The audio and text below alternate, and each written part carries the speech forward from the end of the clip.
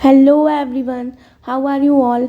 आई hope कि आप लोगों के MPPSC 2025 की प्रिपरेशन बहुत अच्छे से चल रही होगी। जैसे कि हमें पता है कि हमारी एग्ज़ाम 16 फरवरी 2025 को होने वाली है। MPPSC ने अपने एक एडवर्टाइजमेंट के द्वारा बताया था। अब कुछ ही दिनों में MPPSC अपना नोटिफिकेशन भी जारी कर देगा उस चीज़ के लिए। तो आई होप कि इस बार नोटिफिकेशन में बहुत सारी पोस्ट आए, जैसा कि हम लोगों की डिमांड है कि हमें ज़्यादा पोस्ट मिले। जैसे 2024 में सिर्फ 110 पोस्ट के लिए एग्ज़ाम आई थी। अब उम्मीद की जा रही है कि इस साल ज़्यादा पोस्ट के लिए एग्ज़ाम आएगी, तो हम लोगों के पास ज़्यादा चांसेस हो जाएंगे कि हम अपनी एक सीट कंफर्म कर पाएँ as an government officer. Okay, तो अब हमें पता है कि सिर्फ 60 डेज़ के अराउंड ही बचे हैं हमारे लिए। तो मैं पहले तो उन लोगों से बोलना चाहूँगी जो लोग प्रिपरेशन कर रहे हैं, जिन लोगों को अपना खुद का एक स्ट्रैटेजी बनी हुई है, वो लोग प्लीज़ अपनी स्ट्रैटेजी फॉलो करें। क्योंकि अब अगर आप चेंज करेंगे किसी के अकॉर्डिंग तो वो थोड़ा बहुत आप लोग डिस्टर्ब हो जाएंगे, दैट्स वाई। तो जिन लोगों ने अभी तक कुछ नहीं पढ़ा है तो मैं पहले उन्हें सजेस्ट करूँगी कि आप पहले एक बार सिलेबस उठा के देखिए। जिन लोगों ने आज तक अभी तक MPPSC का सिलेबस भी नहीं देखा है, पहले आप सिलेबस देखिए। उसके साथ साथ आप PYQ सॉल्व कीजिए, MPPSC के PYQ देखिए। क्यों ये इंपॉर्टेंट है? क्योंकि आपको सिलेबस से पता चलेगा देख के कि किस यूनिट में क्या मांगा गया है। मतलब मांगा गया है ऐसे मतलब है कि किस यूनिट में कितने कितने टॉपिक्स इंपॉर्टेंट है या कौन कौन से टॉपिक उसने सिलेबस में मेंशन किए हैं। तो वो आपको देख के पता चलेगा कि आपको क्या क्या पढ़ना है। ज़्यादा नहीं पढ़ेंगे क्योंकि अब टाइम नहीं है कि आप स्पेक्ट्रम उठा के मॉडर्न हिस्ट्री पढ़ें या NCERTs रीड करें हर सब्जेक्ट की। ये अभी इतना टाइम नहीं बचा है। अगर हाँ आपके पास 1 ईयर होता तो आप ये सारी चीज़ें पढ़ सकते थे, बट आपके पास अभी नहीं है, इसलिए तो आप पूरा सिलेबस देखिए। फिर आप PYQs देखिए। PYQs कब से कब तक के? 2020 से 2024 तक के। 2020 से 2024 तक के क्यों? क्योंकि 2020 में सिलेबस चेंज हुआ था और अभी 2024 में फिर से चेंज हुआ। 2024 का तो आपको पेपर देखना ही देखना है कि उन दोनों ने कैसे किस टॉपिक से कितना कितना पूछा है, वो आपको पता चलेगा। और 2020 से 2024 तक के अभी तक आप पेपर्स देखोगे तो आपको ट्रेंड पता चलेगा कि कैसे वो क्वेश्चंस पूछ रहे हैं, ठीक है। और अभी 2019 के पहले के पेपर्स इसलिए नहीं बोल रही क्योंकि तब सिलेबस थोड़ा डिफरेंट था और अभी इतना टाइम भी नहीं है कि हम 2000 से उठाकर अभी तक के पेपर देखें या 2003 से अभी तक के पेपर देखें। इसलिए 2020 से 2024 तक के पेपर देखिए, आपको उससे ट्रेंड पता चल जाएगा, ठीक है। तो अब हम हमारा स्ट्रैटेजी स्टार्ट करते हैं जो मैंने बनाई है वो। अगर आप लोगों को अच्छी लगे तो आप लोग प्लीज़ फॉलो कीजिएगा। तो पहले मैंने 5 डेज़ दिए हैं कि मैं सिलेबस और PYQs देखूं प्रॉपर तरीके से सब कुछ। फिर नेक्स्ट 55 डेज़ को मैंने 20 डेज़ एंड 15 डेज़ में डिवाइड किया है। ओके, तो मैंने नेक्स्ट 55 डेज़ को कैसे डिवाइड किया है? फर्स्ट मैंने स्लॉट बनाया 20 डेज़ का, देन अगेन 20 डेज़ का, देन 15 डेज़ का, ठीक है। और मैंने एक चीज़ इसमें कंपलसरी करी है कि मैं 30 मिनट्स डेली करंट अफेयर्स पढ़ूंगी। ओके, तो उससे आप अगर 30 मिनट्स डेली करंट अफेयर्स पढ़ेंगे तो इधर आपकी एक यूनिट 8 जो है वो कवर हो जाएगी, ठीक है। अब हम देखेंगे कि हमें पता है कि हमारे पास MPG के सबसे ज़्यादा आने वाले हैं, लाइक 45 क्वेश्चंस के अराउंड MPG के पूछा जाएगा। क्योंकि हमें पता है कि बहुत सारी यूनिट्स हैं, जैसे यूनिट 2 पूरी की पूरी MP हिस्ट्री और कल्चर को डेडिकेटेड है। यूनिट 4 पूरी MP ज्योग्राफी को डेडिकेटेड है। यूनिट 5 में MP पॉलिटी भी मैंशनड है, MP इंडियन पॉलिटी के साथ MP पॉलिटी है। यूनिट 6 इंडियन इकोनॉमी के साथ MP इकोनॉमी है। यूनिट 10 पूरी की पूरी ट्राइब्स को डेडिकेटेड है। इसमें ट्राइब कौन कौन सी ट्राइब्स MP में है, जैसे कि भील है, गोंड है, बंजाराज हैं और भी बहुत सारी ट्राइब्स हैं, जैसे कोरकूज हैं। तो ये सारी ट्राइब्स क्या करती हैं, उनका क्या क्या कल्चर है, वो कैसी हैं, कहाँ रहना पसंद करती है या कौन से एरिया में वो रहती है, वो क्या काम करती हैं और उनमें कौन कौन इम्पॉर्टेंट पर्सनालिटीज़ हैं और जो हमारे फ्रीडम स्ट्रगल में कौन कौन सी ट्राइबल पर्सनालिटीज़ ने कंट्रीब्यूट किया था, तो वो और थोड़ा बहुत उनका कल्चर, ये सारी चीज़ें यूनिट 10 में मेंशन्ड है। और उसका कुछ पार्ट इधर यूनिट 2 में भी मेंशन्ड है, तो वो इंटरलिंक्ड है इसलिए, ठीक है। तो हम बोल सकते हैं इन दोनों यूनिट में से मिलाकर हम नहीं करके तो 10 क्वेश्चंस मान सकते हैं कि MP इकोनॉमी और MP पॉलिटी में से आते हैं। MP ज्योग्राफी अकेला 10 क्वेश्चन लेके आएगा, MP हिस्ट्री और कल्चर दोनों मिला के 10 क्वेश्चन आएंगे और ट्राइब्स अकेला 10 क्वेश्चन आएगा। तो मतलब आप मान के चलो मोटा मोटा इन सब में से 40 क्वेश्चन तो आएंगे ही आएंगे, ठीक है। और ज़्यादा भी हो सकते हैं, ठीक है। और प्लस थोड़ा बहुत MP का करंट आता है, अब मैंने फर्स्ट 20 डेज़ को ऐसा देखा है कि मैं 3 आवर्स पर डे MPGK को दूंगी, फिर 5 डेज़ में इंडियन जोग्राफ़ी, 5 डेज़ में इंडियन पॉलिटी, देन 5 डेज़ में Indian history and then 5 days में इंडियन इकोनॉमी। ओके, तो इंडियन जोग्राफ़ी में हमें क्या क्या पढ़ना है, हिमालयाज़ आ जाएगा, इसमें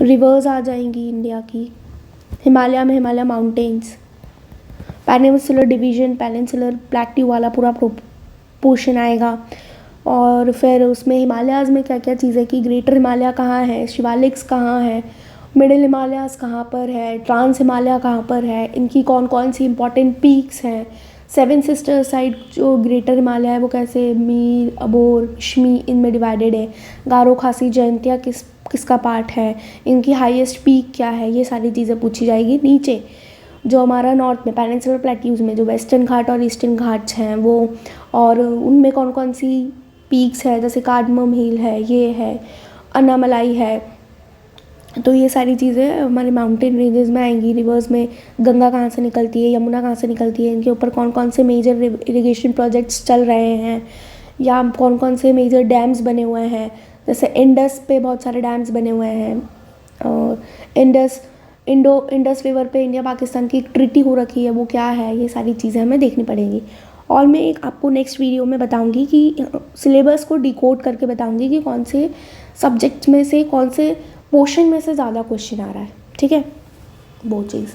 और फिर इंडियन पॉलिटी है, इंडियन पॉलिटी में हमें देखना पड़ेगा कि प्रेसिडेंट कौन होता है, प्राइम मिनिस्टर कौन होता है, उनका क्या रोल है, फंडामेंटल राइट्स क्या क्या हैं, हमारे पास कौन कौन से कॉन्स्टिट्यूएंट कमीशंस हैं या स्टैचुरी कमीशंस हैं, ये सारी चीज़ें, ठीक है।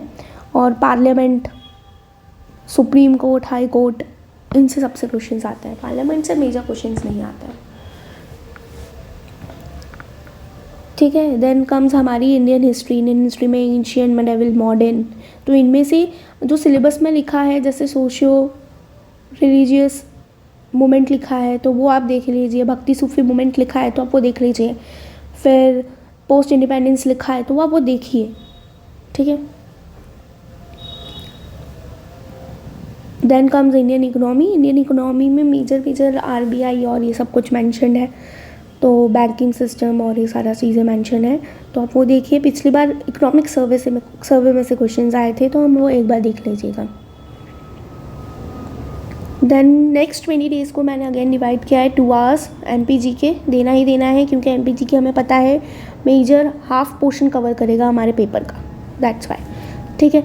देन 5 डेज़ आप यूनिट 9 को दीजिए, again it is a very scoring subject, आप चाहे तो आप स्विच कर सकते हैं, आप पहले ये सारी स्कोरिंग यूनिट्स कंप्लीट कीजिए, फिर आप ये वाली यूनिट्स कंप्लीट कीजिए, आप ऐसा कर सकते हैं। जैसे आप चाहें तो यूनिट 9 को इधर ऐड कर सकते हैं ऊपर वाले स्लॉट में, ठीक है।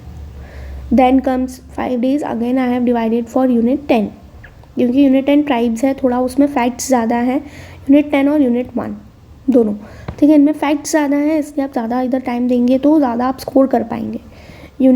फिर देन 5 डेज़ आप यूनिट 7 को दीजिए, यूनिट 7 को 5 डेज़ में आप कोशिश कीजिए कि आप इसे कंप्लीट कीजिएगा। जैसे हमारे पास बुक्स भी हैं जिसमें आप कम नेम आप कवर कर सकते हैं, अगर आप हिंदी मीडियम से बिलोंग करते हो तो आप परीक्षा धाम ले सकते हैं, बहुत अच्छी बुक है, उसमें से क्वेश्चन आते हैं। और अगर आप इंग्लिश मीडियम के हैं और आप हिंदी में कंफर्टेबल हैं तो आप पढ़ लीजिए, जैसे मैं इंग्लिश मीडियम से बिलोंग करती हूँ पर मैं परीक्षा धाम देख लेती हूँ, क्योंकि वो रिवीजन के लिए बहुत ईजी बुक है।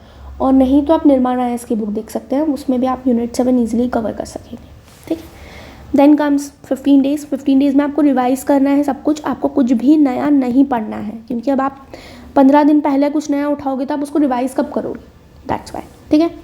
साथ साथ में आपको टेस्ट सीरीज़ लगानी है, टेस्ट सीरीज़ में मिनिमम 10 यूनिट वाइज और 10 FLT तो लगाने ही लगाने, और मैं कहूँगी कि आपको 200 क्वेश्चंस पर सब्जेक्ट या पर टॉपिक लगाने हैं। अब आप बोलो कहाँ से लगाएंगे हम, घटना चक्र, ये सारे ट्रेडिशनल सब्जेक्ट्स की आती है, जैसे हिस्ट्री की आती है, ज्योग्राफी की आती है, पॉलिटी की आती है, साइंस की आती है एंड इकोनॉमी की भी आती है, तो आप यहाँ से इसको सॉल्व कर सकते हैं। और साथ में MPGK की कोई भी ऑब्जेक्टिव बुक आप चाहे तो पुणे कर ले लीजिए, महावीर पब्लिकेशन की आती है वो ले लीजिए, ठीक है। परीक्षा धाम की भी आती है, वो ले लीजिए। अगर आपको घटना चक्र लग रहा है कि इतनी सारी मैं कब सॉल्व करूँ, तो आप लूसेंट की ऑब्जेक्टिव बुक ले सकते हैं, ठीक है। और यहाँ पर अगर आप जब ये चीज़ें कर रहे हैं तो यहाँ पे भी आप MCQ लगाइए, MP के MCQ लगा लीजिए, और बाकी सब्जेक्ट्स के भी MCQ। आप जितने ज़्यादा सॉल्व करेंगे उतना आप प्रीलिम्स में सर्वाइव कर पाएंगे बेसिकली, क्योंकि पढ़ के आप वहाँ पे अगर बिना क्वेश्चन सॉल्व करे जा रहे हैं तो आप थोड़ा सा डिस्ट्रैक्ट तो नहीं बोलूँगी, पर आप थोड़े से कंफ्यूज हो जाते हैं कि कैसे मैं इस क्वेश्चन को सॉल्व करूँ, क्योंकि समझ में नहीं आता है। पर अगर आप पहले से ही प्रैक्टिस कर लेंगे, बहुत सारे क्वेश्चन सॉल्व कर लेंगे, तो आपको वो बहुत हेल्प करता है, वहाँ पर बहुत ज़्यादा हेल्प करता है। मैंने खुद ने एक्सपीरियंस किया है, जितने ज़्यादा क्वेश्चन हम सॉल्व करते हैं वहाँ पे हमें बहुत ज़्यादा हेल्प मिलती है उन क्वेश्चन से। हमें एक सोचने का हमारा एक मतलब तैयार हो जाता है, हमारा माइंड इस तरीके से मेकअप हो जाता है कि कैसे मैं एक क्वेश्चन पढ़ के कैसे उसको सोचूं, कैसे मैं अपने मतलब हमें समझ में आता है कि फॉर एग्ज़ाम्पल कोई भी क्वेश्चन है कि from where does the Narmada where is the origin of Narmada, ऐसा कोई क्वेश्चन है, या नर्मदा कहाँ से निकलती है, ऐसा कोई क्वेश्चन है, तो मुझे पता है कि वो अमरकंटक से निकलती है। तो वो जब मैं बहुत बार क्वेश्चन सॉल्व करती हूँ तो मुझे समझ में आता है कि क्या क्या चीज़ें हैं, ठीक है, कैसे मैं उसमें थिंक कर सकती हूँ कि कैसे मुझे ऑप्शन को देख के समझना है कि क्या आंसर हो सकता है। और ऑल्सो हम जब मल्टीपल क्वेश्चन सॉल्व करते हैं तो हमें कुछ चीज़ें ऐसी हैं जो नहीं पढ़ने को मिलती हैं, तो हमारी वो प्रिपरेशन में ऐड ही करेगा, ठीक है। इसलिए आप ज़्यादा से ज़्यादा क्वेश्चन सॉल्व कीजिएगा। और मैं बोलूँगी कि आप MP GK की एक बुक कोई भी उसको उठा के 2 से 3 बार पढ़िए, ज़्यादा बुक्स मत पढ़िए, एक बुक पढ़िए पर उसको अच्छे से पढ़िए, ठीक है। और एक लूसेंट, ये आपको पढ़नी है। लूसेंट में से क्वेश्चंस आते हैं और लूसेंट एक बहुत अच्छा तरीका है रिवीजन करने के लिए, ठीक है। So thank you so much. आप मुझे बताइएगा कि आपको किस टॉपिक पे और वीडियोस चाहिए या मैं कौन सा टॉपिक और कवर करूं। तो thank you, please do like, share and subscribe to my YouTube channel. And also next video जो होगी वो सिलेबस से रिलेटेड होगी। कौन सा सिलेबस, मतलब डिकोडिंग वीडियो होगी कि किस यूनिट में क्या लिखा है। Okay, so thank you.